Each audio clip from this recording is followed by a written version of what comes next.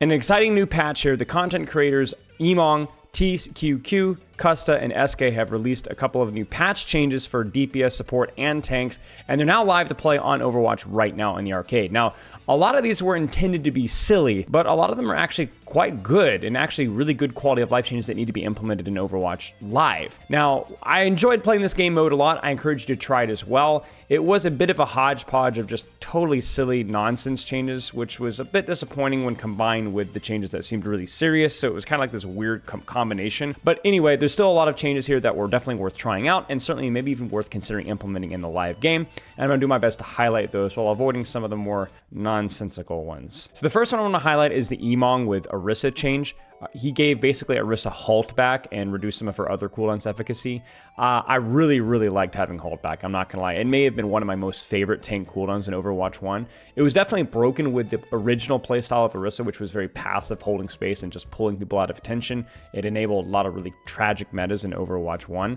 However, in Overwatch 2, with a much more active playstyle of Orisa, I think it felt just a lot of fun. I honestly really enjoyed playing with it. I would love if they reworked Orisa more away from the fortify and holding space and more into the javelin spin, the javelin, the halt javelin combos. I'd love for her to be a much more like dynamic rushing in brawl tank, maybe even with a little bit of mobility.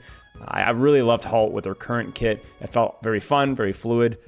The only thing I would say is that the 4 to 5 cooldowns were still a little bit too long, but I think there's definitely some potential with this change. I think Ramatra's Ravenous Vortex and projectile size, I think those things are pretty worth interesting as well. I prefer the projectile speed to increase and not the size necessarily.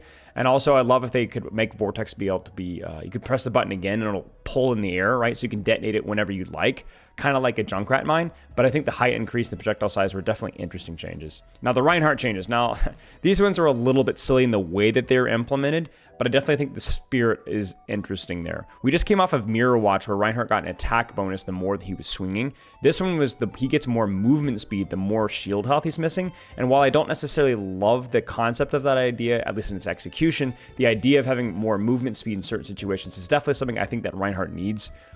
Also hitting a Fire Strike gave you a 30% movement speed boost, and he had more damage reduction on his charge. Again, maybe not quite to those levels, maybe not exactly those changes, but they're definitely interesting changes. And I think that, again, movement speed enabling Reinhardt to kind of close the distance in more different ways could be something that's very interesting for this character.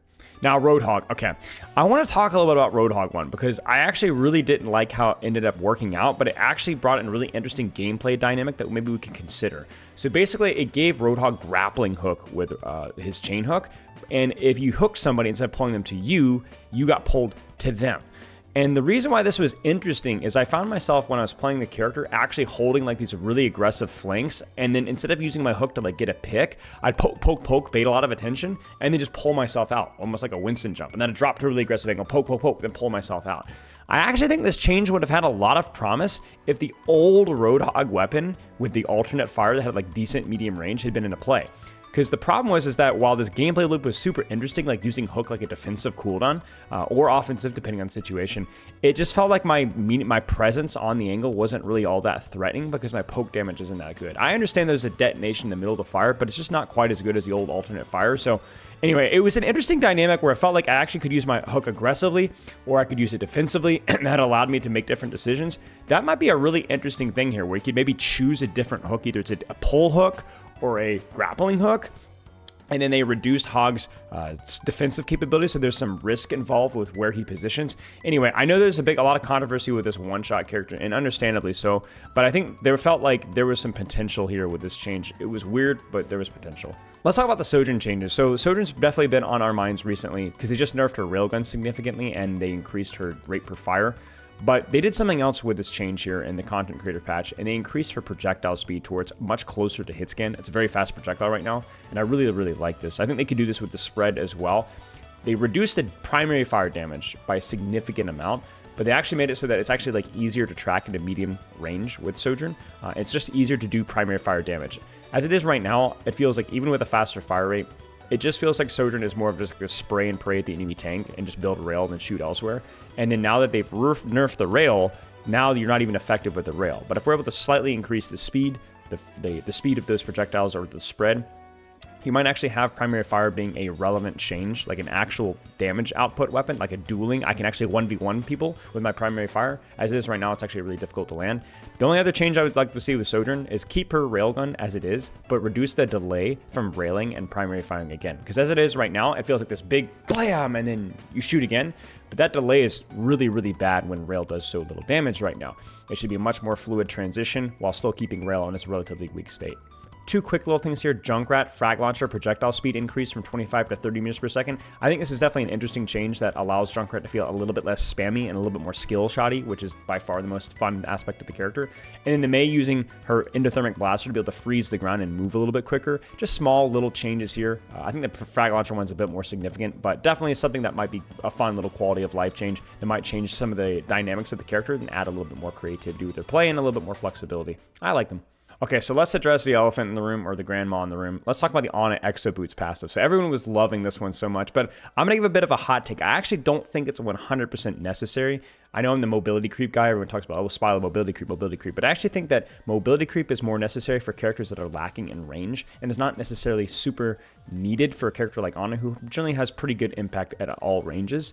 I think that it was fun to play with, but it didn't completely change the dynamic of how I played the character. It just felt like I had more get out of jail free card potential, which I don't think we necessarily want with Ana. I think Ana being a relatively high risk, high reward character with a lot of flexibility in her playstyle is kind of where we want to keep her. So this was definitely a silly change, a fun change, but not a change I would necessarily like to see in the base game. Now, a change I would like to see in the base game is some of the Brigitte changes. So we'll talk about the Inspire one. Now shows Brig's icon on your HUD when you're currently being healed by Inspire, so you can kind of see if you have Inspire on you right now. So that's obviously something that needs to be done in the game. I think it's just great.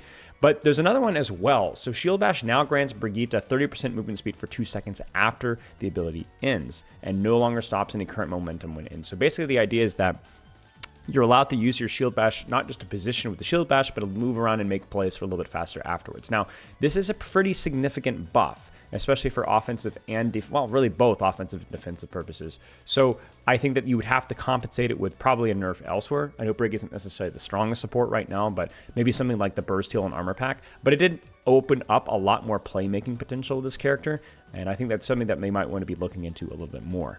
There's a lot of situations where Brigitte really can't do a whole lot based off of the enemy composition or the map, and I think this might open that up just a little bit. Life Weaver, man, some of these changes were silly. I think Life Rip cooldown. Life Rip is just a tricky ability in general, so if we were to reduce the cooldown, we'd probably have to reduce the strength of that cooldown.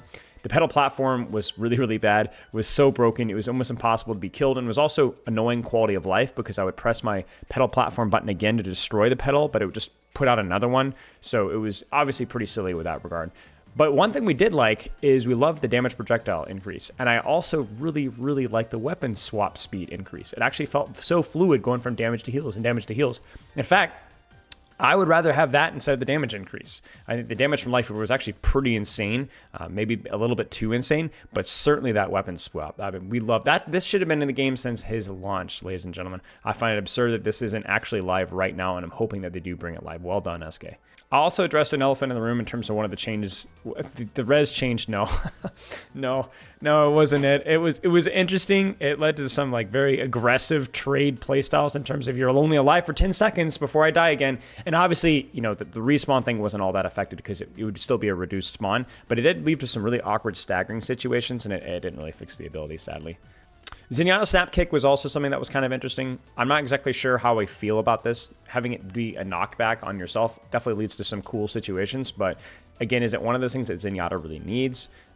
Maybe in Overwatch 2, maybe not. I'm honestly not too sure. But overall, I think this content creator patch definitely raised a lot of healthy questions about what things should we be doing, and also brought in a lot of fun as well. I think at least half a dozen of these changes really need to make it to the live game, even if it's just quality of life or small buffs and nerfs here and there.